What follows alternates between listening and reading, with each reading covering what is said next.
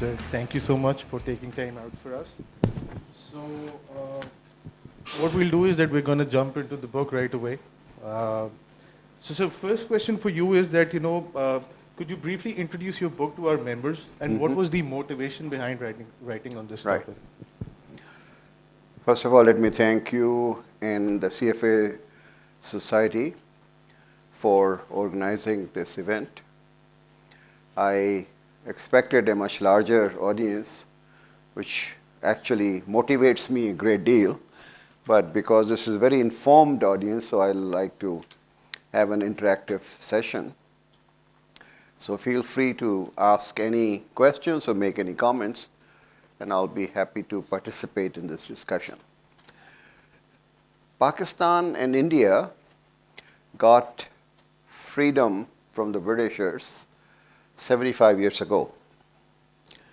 And my motivation for this particular book was that there was no comparative empirical analysis of where they started, what journey they traversed, and where they are. And how did they reach this point as compared to each other? And what lessons can we learn about the common critical success factors, and what are the pain points and the risks for the future evolution of the economies of these countries? That was the main motivation of writing this book. There is no other book, to my knowledge, which uses comparable data. The variables are defined according to each country's own standards and concepts. So one of the things we wanted to do was to have apple for apple for apple, not an apple for orange, which was a mixture of different kinds of data sets. So we had 3 PhD students from IBA who helped me, but I made them my co-authors, give them exposure and the credit, and they help in writing the chapters as well as cleaning up the data sets. So what are the, before I go into what are the main lessons and the critical success factors, because it's a very young audience, and today there is a lot of despondency and a lot of frustration that we are actually stuck in a log jam as far as economic development is concerned. I wanted you all to be aware, and this is what is very much documented in the book, that from 1947, when we got the independence, to 1990, for almost 40 years, Pakistan was one of the fastest developing countries in the world. Its economic growth was 6% per annum, while India, which is 8 times bigger than Pakistan, was growing at 3% per annum. It was called Hindu rate of growth. Our per capita income was 70% higher than India. And Bangladesh had just got independence in 1972, and there had a lot of political turmoil. Sheikh Mujibur Rahman was assassinated. Then the army was fighting among themselves, and then there was military dictatorship. So they didn't pay much attention to the economy till the 1990s. So I'm just taking comparison between India, which was a much bigger country. Despite 6 shocks to the economy, that is something which people don't realize because we don't teach economic history to our students at the universities.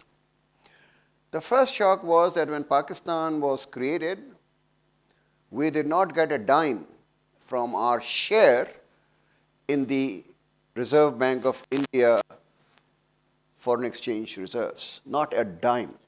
And even today, the State Bank shows this as an account receivable. We didn't have any industry in the country. We didn't have much of infrastructure. India was much better endowed. And on the top of that, we had to absorb 8 million refugees who were uprooted from India. A country without any resources had to rehabilitate 8 million refugees. The population of Pakistan was 32 million, 1/4 of the population. This has never happened in any country in the world, where 1/4 of the population had to be accommodated and rehabilitated. And we didn't have,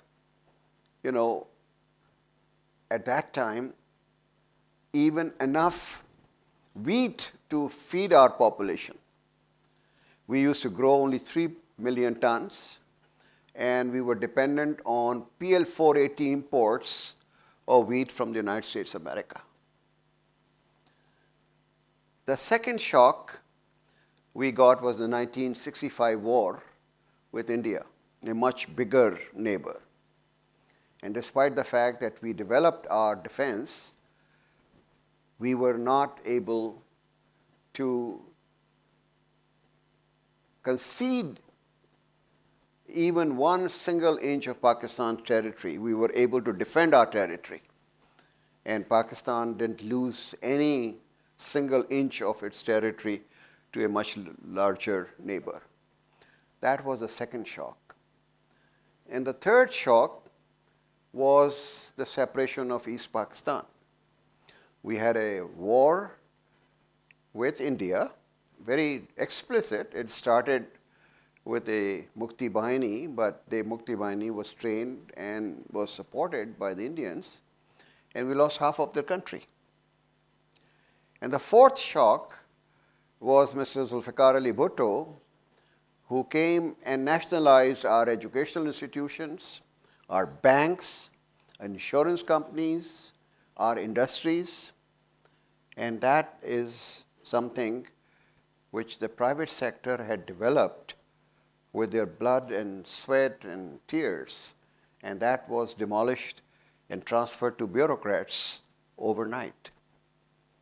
And the fifth shock was the oil price increase of the 1973 and 79, where $1 barrel became $9 to $10 a barrel. And Pakistan, being an importing country, had to go for imports which now cost 10 times. And the sixth shock was the Afghan war to displace the Soviet Union from Afghanistan, where the United States actually supported. Despite these 6 shocks, the country was able to grow by 6%.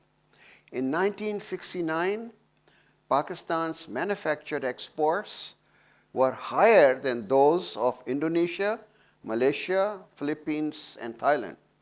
And look where those countries are today and where we are.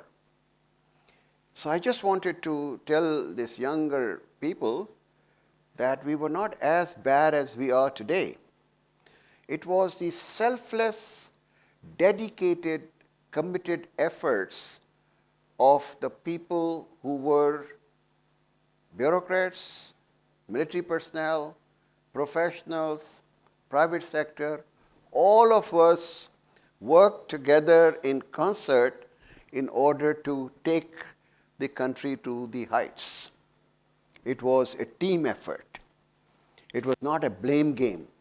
The private sector is blaming the government and the government is blaming the private sector, and everybody is just fighting among themselves, which is the case today. And these people who were not even getting paid, were working from morning till midnight for the development of this country. So that was the kind of situation we had. The values were very different from the values we are observing today. So I just wanted to bring this context very clearly. But from 1990s, we are on a downward curve. We are now laggard. India is growing at 6 to 7% per annum. Bangladesh is growing at 6 to 7% per annum. Their population growth rate have gone down, so the per capita incomes are 4 to 5%. We are growing by 4%, and with our population growth of 2% or 2.5%, we are somewhere in 1 to 2% per capita income. So it will take us, 70 years or 35 years in order to double our per capita income if we do not improve ourselves. So that was the context in which this book has been written. So just building up on what you said earlier, do you think it's a fair comparison, in terms of, if we compare the growth trajectories of these three economies? Because as it is written in the book, and also a fact that, at independence, Pakistan did have agricultural land which had very low productivity. We did not have any industrial units. We did not have the labor force that was needed for industrial production and so forth. As compared to India, they had foreign exchange reserves, they had the industrial units, they had the business community there, they had agricultural land. And comparing that to Bangladesh, for example, even when they separated, they still had some infrastructure with them. No, they did not. No. Okay. They were very much underdeveloped as compared to West Pakistan. So if we were to compare, so let's pick India and Pakistan, for instance. So do you really think that, at 1947, despite the fact that Pakistan really did well, because we liberalized, we opened our economy, we did very well till 1990s when we started slipping down, and India was much controlled, and there was so much centralization there. Is it a fair comparison in terms of resources and people? No, resources are immaterial these days. It is how you develop, apply your economic policies, and how do you manage the economy. That is most important. And Pakistan managed this economy in a very pragmatic manner. They didn't have the socialist or the capitalist ideological predilection. They said, we have to develop our industry, we have to find employment for ourselves. So Pakistan created very robust institutions to overcome the weaknesses of the economy, which you just pointed out as compared to India. So we had PIDC. PIDC established all the industrial units because the private sector didn't have any capital. And they brought in PICIC and IDBP to give loans to the Pakistani industrialists to take over the units which were established by PIDC. And they were managed. They were not run by the government officials. They were run by the private sector, and the private sector took them off. As I pointed out, we didn't have enough wheat. We formed the Agriculture Development Corporation, which brought in the Maxipac seed from Mexico and Iri rice seed from Philippines.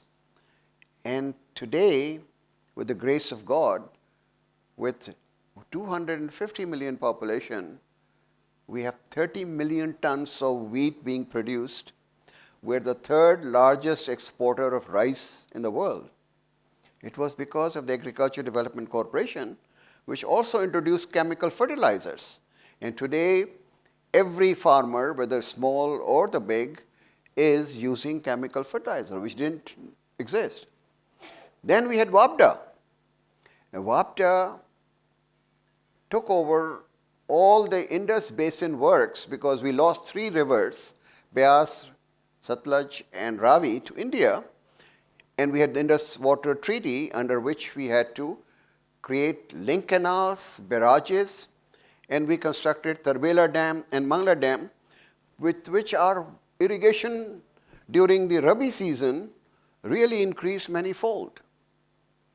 And then we had companies like PIA, where people like Noor Khan made sure that this was the only company, airline, which touched all the continents of the world, and it had established new airlines like Singapore Airlines, Royal Jordanian Airlines, Malta Airlines, and finally Emirates.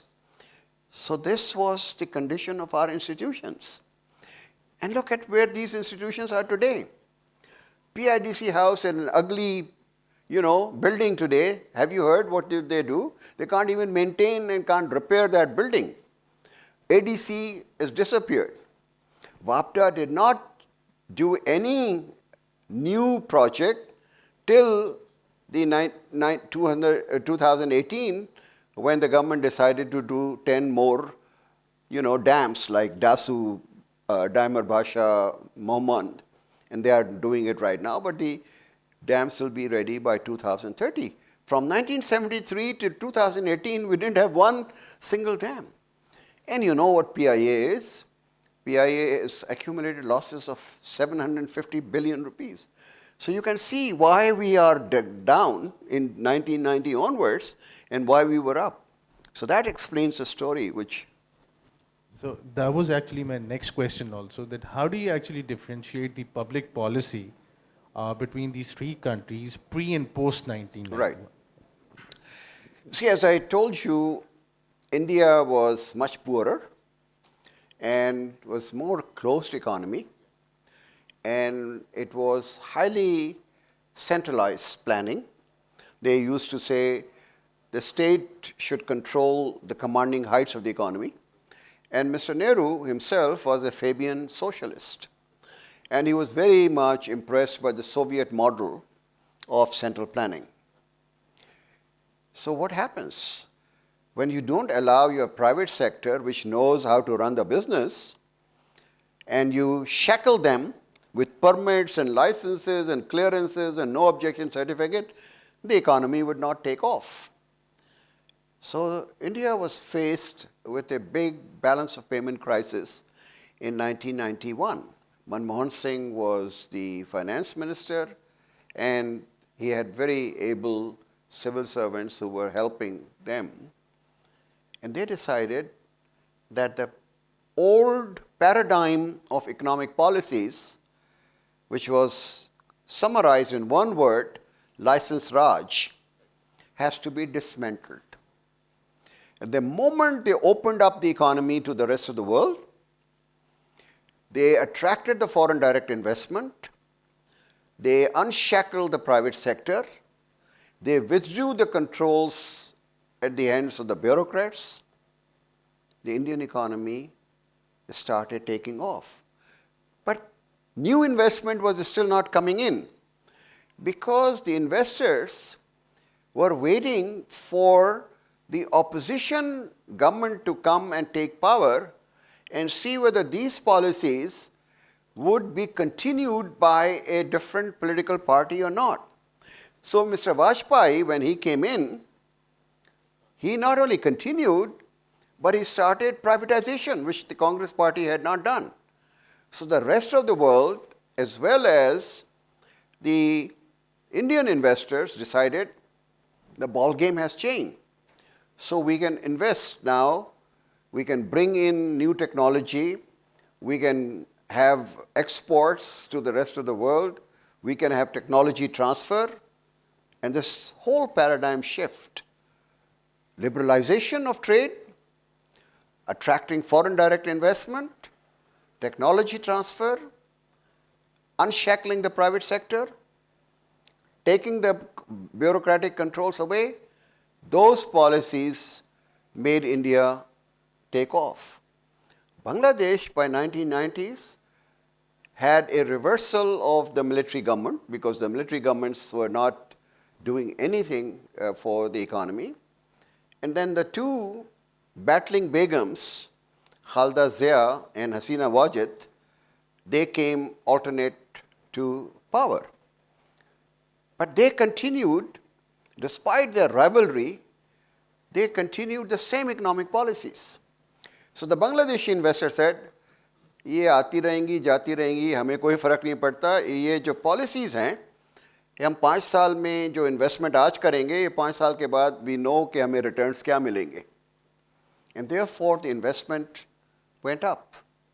So both India and Bangladesh today has 30% investment rate as compared to 15% of ours. And where are they financing it? From domestic savings.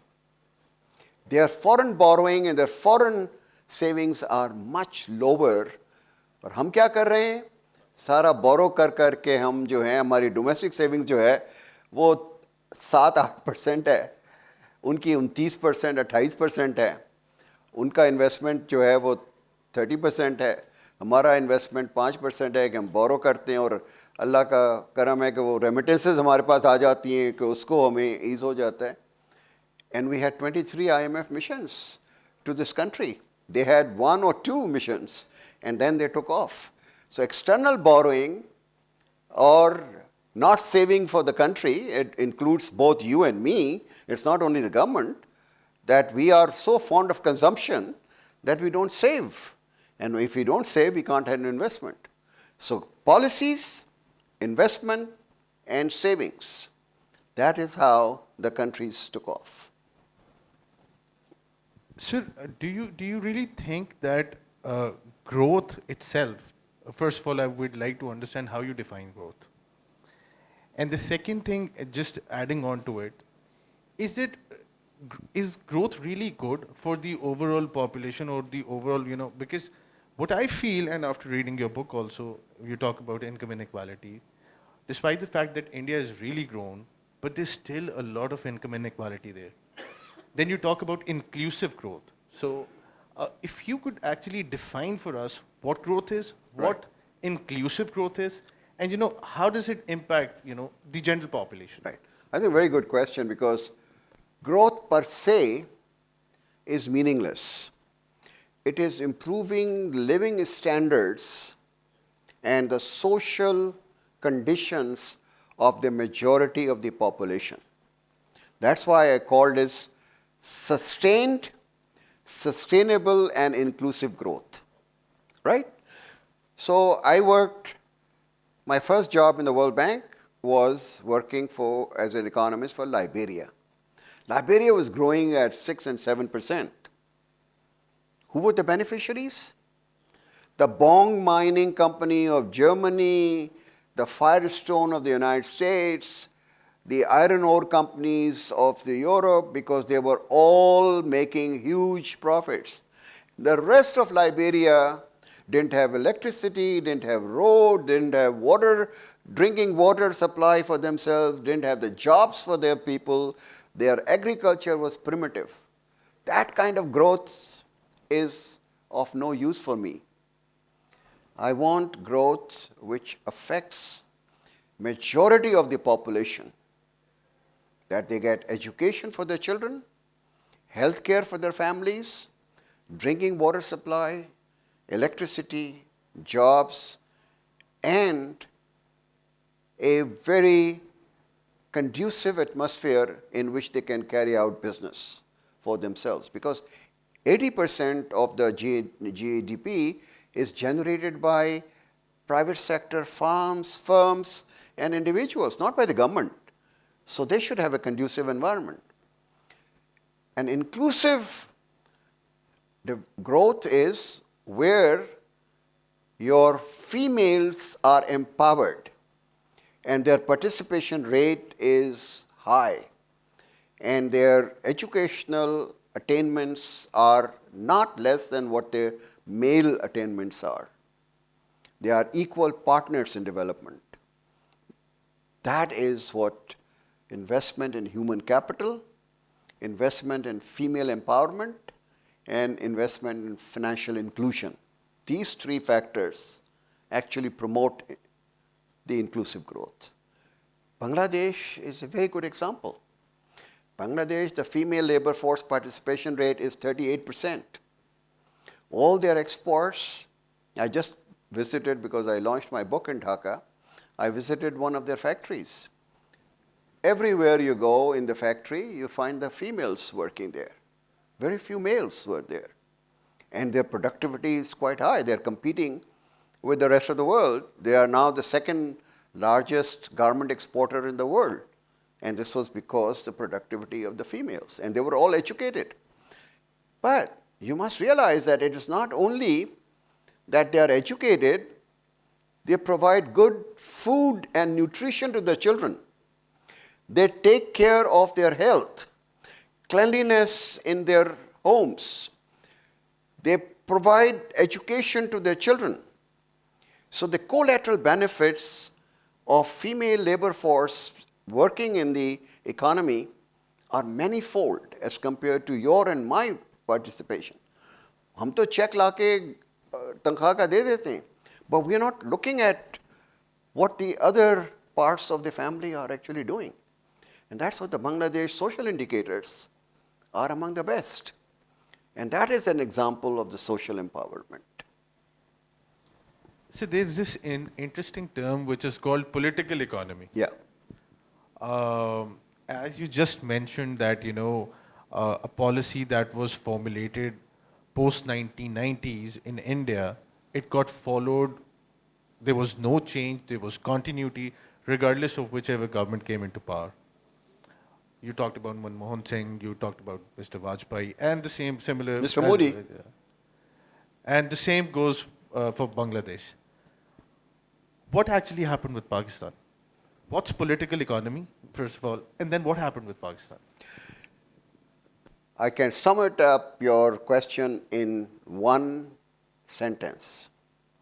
India in 25 years, last 25 years, had 3 prime ministers, Vajpayee, Manmohan Singh, and Modi. Bangladesh had 2 prime ministers, Khalida Zia and Hasina Wajid. Pakistan had 12 prime ministers. That sums up. If you are struggling, even if I make you the prime minister, and you are struggling in order to keep your seat as a prime minister because you're insecure that you can be removed extra constitutionally before completing your tenure, would you take unpopular, tough economic decisions? You are in a state of survival for yourself. What is your instinct? How can you preserve my position? Would I tell the Pakistan steel mill that we are no longer going to pay your salaries because you're not doing anything? We're importing 1 million tons of steel for this country, spending foreign exchange, and we are paying you the salaries, your electricity bills, all your utility bills, your retirement benefits. It is costing the taxpayers a huge money. Would you do that? You won't do that. Would you tell PIA that you're overstaffed? We don't want you so many people. We want to cut down the size because people would create, strikes for you. And because you are still unsure whether you will be able to complete your 5 years, you would not take these kind of decisions. That explains the political economy in Pakistan, where there's no continuity of the economic policies. Musharraf brought about the local government system, and all surveys show that the level of satisfaction with the delivery of services really went up because it was at the grassroots. Comes the new government, and the first thing they do is abolish the entire local government system. The police order, he brought in a 2002 modern police order which replaced the 1857 Police Act. The new government comes in, removes that. The FBR reforms, FBR took off from 300 billion rupees tax. In 6 years, they reached 1,000 because he removed this whole system of seniority for people to promote. He said only those who perform well will not only be promoted, they will be given double salary. Comes a new government and says, अच्छा, ये juniors जो हैं, ये double salary ले रहे हैं और हम सीनियर्स जो हैं वो एक सैलरी ले रहे हैं, सबकी डबल सैलरी कर दो. Look at where the FBR is. So you don't have continuity of the economic policies.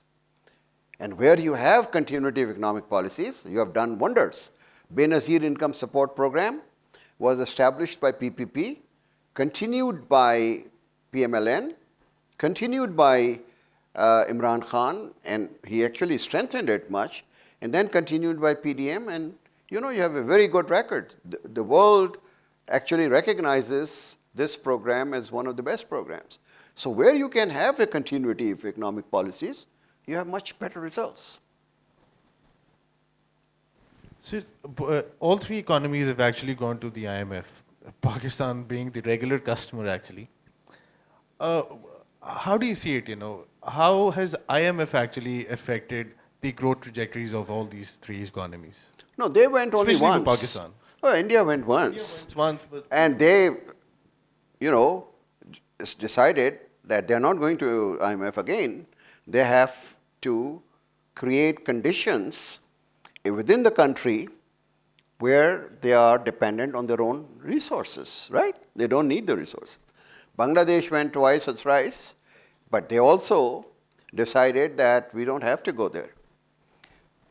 If 60% of your economy is outside the tax net, your agriculture, your retail and wholesale trade, your private transportation, your real estate, your construction, they are all outside the tax net. Your industry is now paying 66% of all the taxes. The professionals like you and me are paying the rest of the balance for that. Your sale tax are 18%, which is regressive because a poor person is paying the same 18% on his necessities as you and I are paying. What do you expect? With a 9% tax GDP ratio and your expenditure being 18% to GDP, what do you expect? As a household, if your income is 100 rupees and you're consistently paying 200 rupees as your expenditure, what do you expect will happen? Either you have to sell your assets or the bank will come and foreclose your property. And that is what is happening to Pakistan. Why to blame the IMF? IMF says, put your house in order, reduce your fiscal deficits, increase your exports so that your current account deficit is down, sell your state-owned enterprises which are not making profits,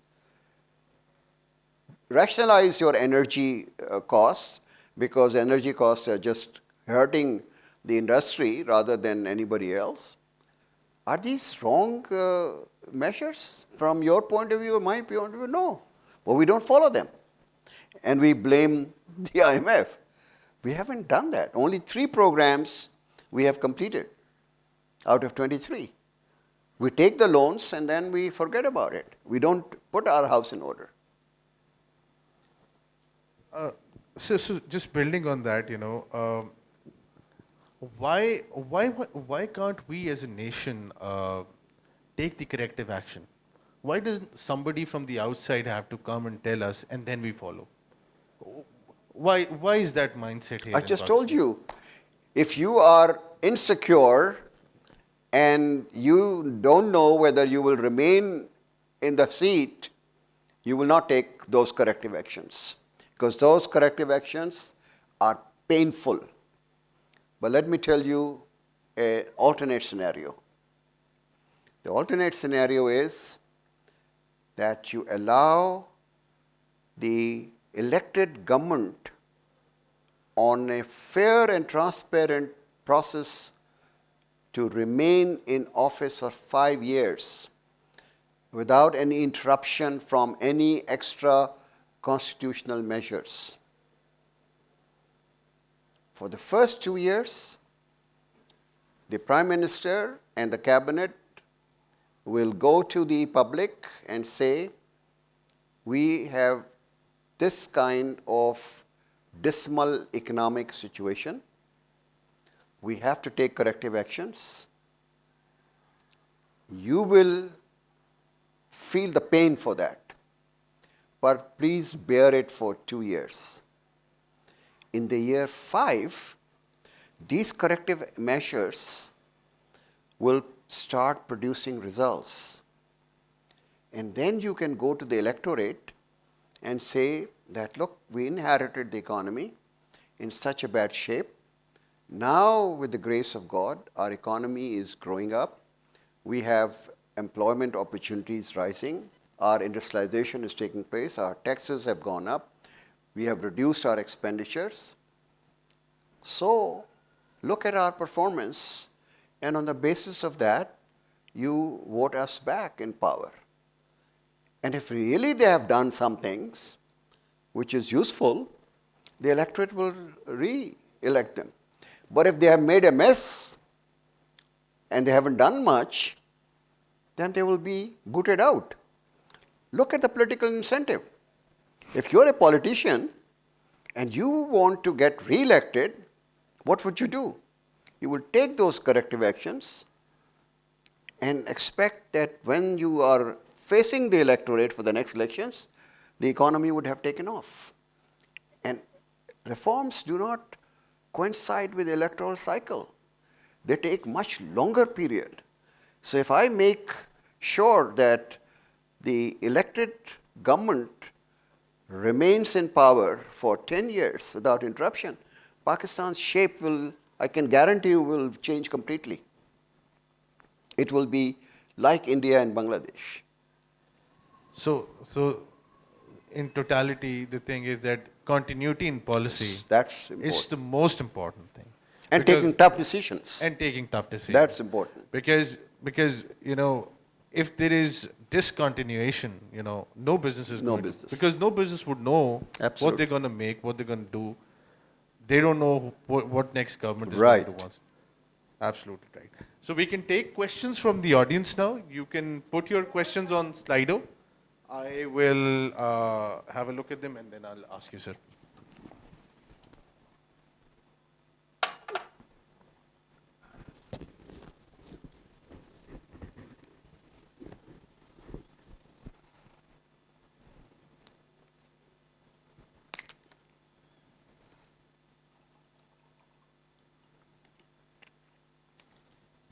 Okay, sir. So we have this question from the audience.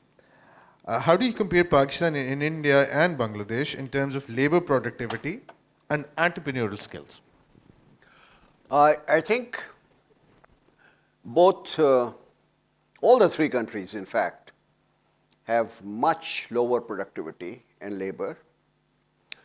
And that's why you have 80% of employment in informal sectors in all the three countries. Despite that they are growing, 80% are in informal sector. And when you are in informal sector, your productivity doesn't take place. Because it's only on the organized sector where you train your manpower, you give them the skill sets, that productivity rises. But three countries are not doing well, in my view, as far as productivity is concerned. And that is why I do not approve of this contractual labor, of this daily wages, of people coming in for short periods and then they disappear, because you don't know who is coming next day, and a new person comes in and he doesn't know how to do things. Entrepreneurial skills, I think, are much better in India as compared to Pakistan and Bangladesh. वो पहले हम सुनते थे कि बनिए का राज जो है ना, वो बहुत ज़बरदस्त राज होता है, क्योंकि एंटरप्रेन्योरशिप जो है वो बनिए के साथ associated है. So I think entrepreneurial skills are much better in India.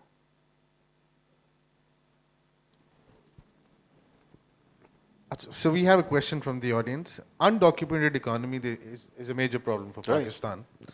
So as an economist, what do you think is the best way to address that? Digitalization, digitalization, digitalization. no contact between the taxpayer and the tax collector. That is the way you can actually bring in a lot of people who are outside the tax net. You have 7 million registered taxpayers. 3.5 million file the taxes. 1 million of them show nil income, right? If I were the FBR, I would compare their data of how many trips they have made to Dubai, how many cars they have acquired, how many properties they have got, and what transactions they have carried out during the 1 year. And I will just confront that data to those people who have shown nil. What happens next time? They will not show nil data because they know that FBR has all this information. And all these databases are in possession of FBR. All they have to do is to triangulate this with the FBR data. And I give you an example. As part of the cabinet, I was given the task of reforming the FBR. And you remember that export refunds has been a major issue for our exporters. They won't get the export refunds for years. And even if they get it, they will get to pay bribes at every stage. So we brought in an end-to-end solution where you upload all your documents and your claims, and AI processes your claims against the parameters, and if those documents and your claims are acceptable, then the money is automatically transferred to your account through IBN, and there is no human transaction. And in 1 year, we were able to pay 250 billion rupees of refunds. And they thanked Imran Khan that for the first time we were able to get our tax returns. Now, since then, they should have done it for sale tax, they should have done for income tax or custom duty, but that hasn't been done. And now NADRA again has been brought in the picture. NADRA has a lot of data. So if they have this data triangulation, I can tell you the documented economy will expand and undocumented economy will shrink. They started with the POS, with the retail trade. Today you have the QR codes. In India, ठेले वाले के पास QR code display होता है और आपने QR code से अपनी payment करनी है, ठीक है? Why can't we do that? RAST has come out. I think if it expands, I think the QR code is the way, not the POS. POS is very expensive and therefore people would not go for it. But QR code is. I mean, when I was in China, my escort officer ordered, a hamburger, and he went and just, clicked his mobile phone on the QR code. He got it. He says, I don't carry any cash. यहाँ मैं अपने TV set लेने गया, air conditioners replace करने गया, सब कहते हैं जी हम कार्ड नहीं लेंगे, कैश हमें दो. ये बड़े बड़े डीलर हैं. Can you imagine this? अगर ये सारे के सारे QR कोड पे होते तो आज पाकिस्तान में टैक्स के कलेक्शन कहाँ होती? Just look at this. I give you my personal example. अब मैं तो इतना कैश नहीं लेके जाता, but I had to go and from the bank and bring that physical cash, which has never happened.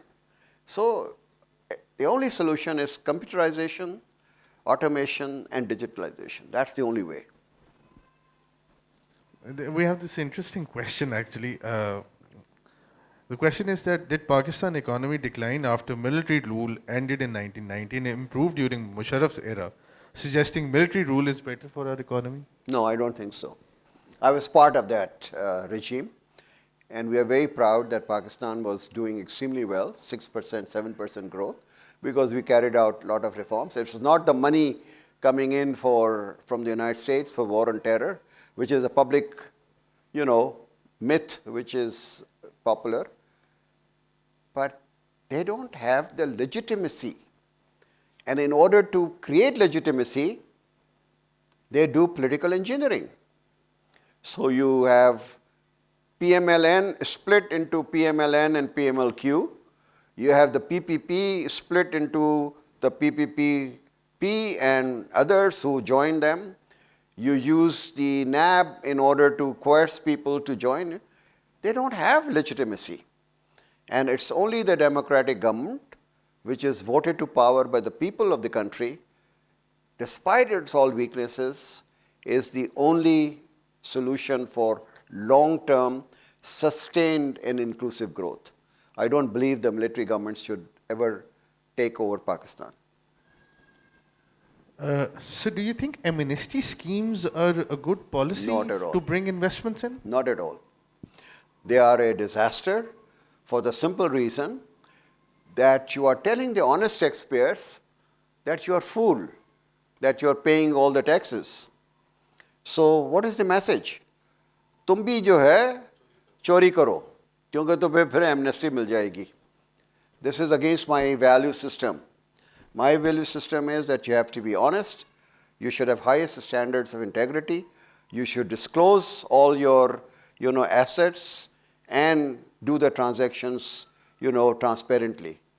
Amnesty schemes violate all these values. So this system of having filers and non-filers, as a question from the audience, is this system anywhere else? Nowhere. This is absolute nonsense in my view, that you are creating a legal entity called non-filers. The non-filers should be in the jail because that's a crime, that you are violating the law of the land. And we are giving them a legal personality by defining them in the law as non-filers. I'm totally opposed to this idea. So there's this question about trade unions, primarily, whenever you go and privatize any state-owned enterprise, you face a lot of pressure from trade unions, which basically is one of the biggest impediment also, in privatizing these institutes. How should Pakistan address that actually? You have two examples. HBL, UBL, ABL were losing billions of rupees, right? And they had very strong unions. The union president actually physically assaulted the president of the bank. Sir, I'll add into that PTCL, I remember, because वो तो हमारे होते हुए हुई है. Right. So they used to be. K Electric is an K example. Electric. I'm just telling you that we privatized all the three, and today, in a state of losses, they are contributing 250 billion to the tax revenues, right? They had their unions also. So what you do is you give the golden handshake to them. I had the same problem in State Bank of Pakistan. I had 12,000 people. They were of no use. So you give them golden handshake and then absorb them as outsourced. कि कोई janitor है, कोई guard है, कोई है, तो जो outsourced company है, उसको कहो भाई इनकी रोज़ी पे लात ना मारो, इनको तुम absorb कर लो, आहिस्ता आहिस्ता वो सारा ख़त्म हो जाता है. So today the banks don't have unions because सारे officers हैं. State Bank में भी अब सारे officers हैं, वहाँ पर कोई union का निज़ाम नहीं है. It takes time, but you have to be very empathetic to the human sufferings. I don't want people to be out on the street. So give them the golden handshake, but also ensure that they have some means of livelihood for themselves and their families. Once again, I would like to thank Dr. Ishrat Husain for your very valuable time which you take out for us, for CFA Society, for members of CFA Society. I think we have a lot to learn from this book. Few points that I have noted down. and we reiterate that many times in this conversation, is the continuity and sustainability of policies is the key, irrespective who is in the power. That's the key. And another thing I think which we should learn from Bangladesh is to increase our female participation in our labor force. So inclusive growth is also a very key element, I think, which can help us in taking this country forward. One last thing, being a professional in the IT industry, I 100% agree with this suggestion that we just need to integrate certain data points together, and that will help us in filtering out all those people who are filing nil and but traveling abroad and living luxurious life. So if we just integrate all the data sets that we have in different silos, I think we can resolve this issue of low tax base. Thank you so much, sir. Once again, thank you so much.